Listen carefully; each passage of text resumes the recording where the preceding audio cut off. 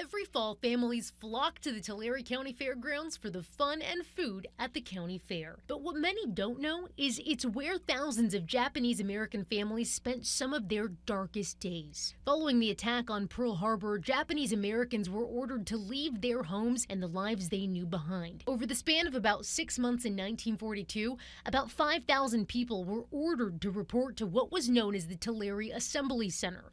From there, Japanese American families were sorted into internment camps across the country. Were women and children and the elderly. You know, it was families that were put in prison. A group of Mission Oak High School students want to make sure what happened in their hometown 80 years ago isn't forgotten. In 2016, the students of Mr. Michael Paul Mendoza's U.S. Cultural History class were shocked to learn there wasn't a plaque or memorial to honor the history. So they started working towards a symbol that would be preserved at the fairgrounds forever. When we lose this generation who lived through it, we can still remember what they lived through. The effort was passed down from class to class. Now, with approval for a monument granted by the Fair's Board of Directors, Thursday, students had the opportunity to take some of the Japanese American men and women who lived at the camp as children back. Truly a magical moment just to know that these people have all this history that they share together. The older generation told their personal history, and the younger generation shared their ideas of how it could be preserved. This rendering, including cherry blossom trees, a statue, and educational plaques, is what a monument at the entrance of the fairgrounds might look like. Having that moment to pause and reflect on what happened in Tulare is going to be a really eye-opening experience for a lot of our community members. At the Tulare Historical Museum Thursday, it was standing room only